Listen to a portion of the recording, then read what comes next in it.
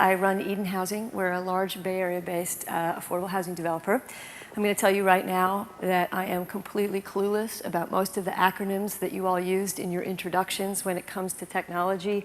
I'm a neophyte, I'm a Luddite, and I came to Garrison 3 years ago to learn how to lead change for green in my own company, and I did not come here of my own volition. I came here because a bunch of my staff are really into green, and they wanted me to lead a company-wide effort to do that. And so last year when I was here, I talked about how I had an epiphany at Garrison and changed my ways and really started leading our green initiative. And I'm going to just do this as an update this year and talk about kind of what we did and where we're at, because I'm also going to tell you what we've done wrong and what we need to change.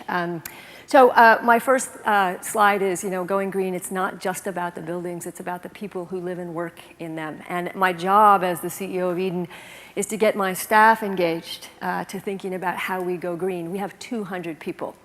I don't know, how many of you have tried to get like 2 people to do what you need them to? Imagine how hard it is when you have 200.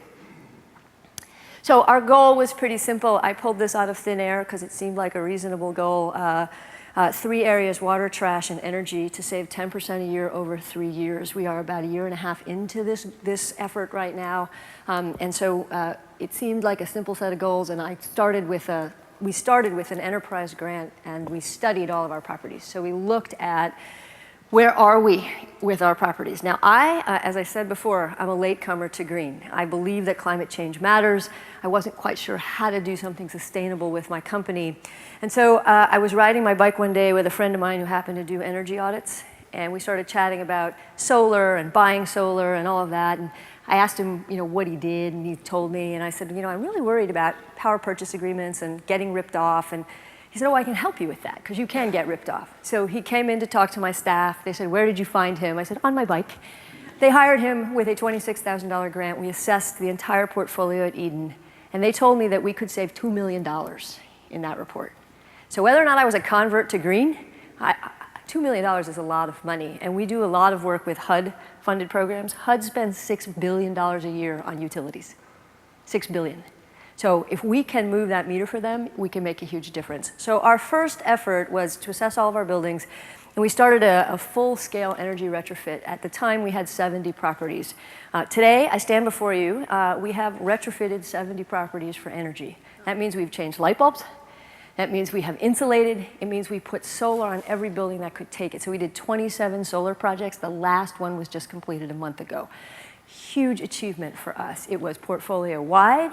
We did not wait till the end of the tax credit period to do this. We went in with 35 lenders and investors and convinced them all to make a change. It was not the easiest thing we've ever done, but we did it.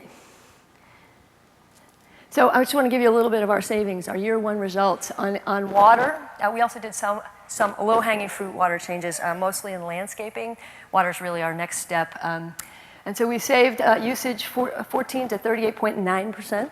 On energy, we're saving 25% across the portfolio in usage, 47% at our solar properties.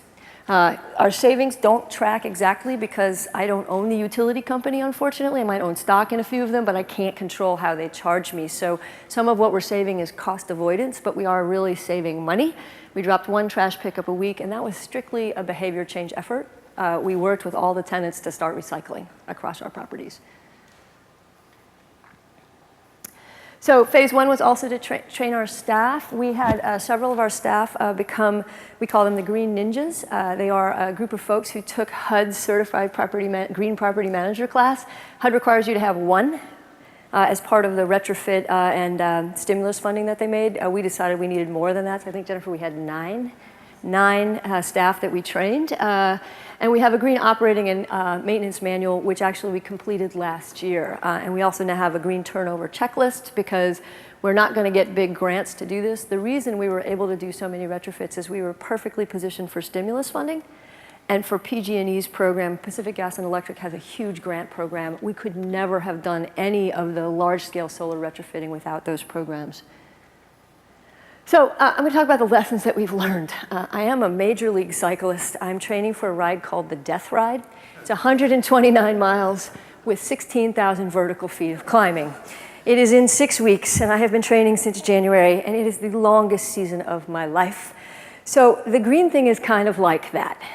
If you want to ride 129 miles in one day, you are not going to go out and just ride 129 miles in one day, particularly not with that kind of climbing. You are going to make a plan, and you are going to start working on that plan, and you are going to implement it every day and every week. So, you know, you go out, you ride 10 miles, then you ride 20 miles, then you ride 30 miles. The green program is exactly the same. You pick your goals, you set out a plan, you start going down the road, and you have some setbacks. So, for example, on Saturday, I fell off my bike, so I have a couple of war wounds with me today. But you will have some setbacks, but you have to stick to the plan, and you have to do it incrementally, and you have to get everybody bought into the increments. And so it's very similar to running a marathon, which I know Dana likes to do. You really have to think about, you know, where do I want to be in 3 years, or where do I want to be in 12 months? And it makes a huge difference. At Eden, we really set the goal at 3 years because we knew we were never going to get to where we wanted to be in a year. It's just not possible, not with 200 people. If I had 5, I might have been a little easier. So I just read the Steve Jobs book. Who's read the book? It's just such a really entertaining book. And the other lesson we've learned is stay focused. The first year was really successful for us because we were really focused. There's this part in the book where Jobs comes back to Apple, and they've got all these products, and they're all over the map. And he walks in and he erases everything on the whiteboard, and he draws a square, and he says, we're going to do this. 4 products. So with the green program, it's important to stay focused. Water, energy, trash. Keep it really simple. But what we saw this year, because water is what we've launched, I went to the first meeting with the Green Steering Committee, and the water list of things they were going to do, I mean, it could fill the room. And I was like, oh my God, we're never going to be successful. We sort of have all these things. Couldn't we just count up all the toilets we need to retrofit and have a goal of having those all be low flow by the end of 24 months? Like, wouldn't it be more simple if we stayed really focused? And I think the urge with green, and all of you are here, and I know I'm going to get this bug. I'm going to walk out and think, I got to have those plug things, I got to have this, I got to have that. I'm going to go to my staff, and I'm going to give them the list, and I'm going to go, okay, rein yourself back in. Pick the things that are most important, that have the biggest bang for their buck, and get your staff focused on them, or whomever you're trying to influence, and have them do that. And try to get them to break it down in increments as you go. Okay, other lesson we've learned, you have to make green part of the existing culture. If I use any of the acronyms that I hear in this room with my staff, people's eyes will roll over, they will look at me and say, what the heck is she talking about? They will walk out of meetings and go, yeah, right. You have to make it part of what you do. So at Eden, we have 5 metrics that we work on the operating side of the company. Most of our new buildings are green, incredibly green, because California won't award you funding unless you're green when you're doing new construction. So we've really focused on existing buildings, staff behavior and resident behavior, and how do we green those. And for us, we have 5 metrics on a scorecard. One of those metrics is that we need our cost structure to get lower, $5,100 a unit. So we've incorporated our green metric into the cost structure metric. Because when you say to the staff, you got 2 choices. We could change the benefit structure for the staff, or we could save money on utilities. Pick one. Everybody's hand goes up on utilities, I promise you.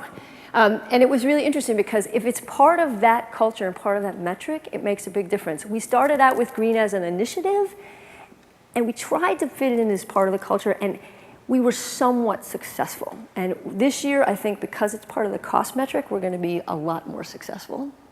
So recognition is essential. I cannot say this enough. Any initiative that you want to do, please say thank you to the people who are doing it. Reward them. We have a formal recognition program at Eden where you hand out bricks. We have a green brick for green behavior. So if you get a green brick, that means you've done something really green that we love. It's intentional on our part. All of our recognition programs are like that. We invite the staff to be recognized. If I get an award from a local city council, I don't go by myself. I go with the folks who are doing the work in the field. Now, this is my last slide. There have been times this year in California that have been really harrowing for my business. Affordable housing got cut by $1 billion in the state of California. And had a moment where I was talking with my chief operating officer, and she said, you know, can we really afford to do the green thing? We have to focus on dealing with the funding cuts in California. And I said, yeah, it feels a little bit some days like Rome is burning and I'm trying to put solar panels on the Colosseum. And I think for me, I've had to really think about how does this fit and where does this fit? And I conclude that with public resources shrinking, both at the federal and state level in my world, that I have an obligation to figure out how to save money, and that being green is actually instrumental in our ability to do that as an entity. That we really have to do this because it's going to matter to our cost structure. It also matters, I think, to where we're going philosophically as an industry. We are looking more and more at buying buildings as a mechanism for creating affordable housing. And I think as we look at buildings, our ability to be green and our ability to walk into a building and say, if we do this, this, and this, we can buy this building and run it for less and lower the rents. That's actually fundamental to our mission, that we can do that. And so for me, I believe the puck is going to the green space. I'm convinced of that, and we are going there at Eden. And I will take 200 people with me. Some of them will go willingly, and some of them will go kicking and screaming, but they will all go. And so that is where we're at. I just want to say a special thank you to Jonathan for convening this, because when I came here 3 years ago, it really changed my worldview. It was David Gerson's speech on Social Change 2.0 and how you organize people to change that really fundamentally changed how I do what I do with Eden, and how we did the green thing, but how we do everything. It really changed how I thought about moving 200 people. And everybody says, oh, you can do it, you're the CEO, just announce that it's going to happen. Doesn't work. You have to have people that lead with you to make that happen. And I know Jennifer is up next. We've done a whole lot of work in the resident space. And I think for us, what happens next is really there. So next is measuring results. That's our scorecard. And we are looking at retrofitting, information sharing within the company. We're actually going to start a green blog as part of the work where folks can talk about what they've been good at and what they've failed at. Tenant incentives, how do you get the tenants to really do this? Water is our big issue for the coming year. And so for me, the question is, when I pay the water bills, how in the world am I going to get the tenants to save water? And so we're really thinking through, do we have to kind of come up with a structure for rent savings for the tenants? And I can't reduce my water usage and be assured of reducing my water expenses. And so we're trying to figure out how do you incentivize the behavior in existing buildings. And then we really want to make green routine. We just want everybody to just do it because that's what we do. I don't want to call it a green initiative. I don't want to call it the climate change initiative. I just want us to be green. I mean, we did our first solar building in '72. So we have a board that cares about this. We want to do it. But when I look at kind of where we're heading next, is I want people just to think about this as a standard way of doing business. And they're not all there yet. And I think that's really the challenge for us. So that's my story.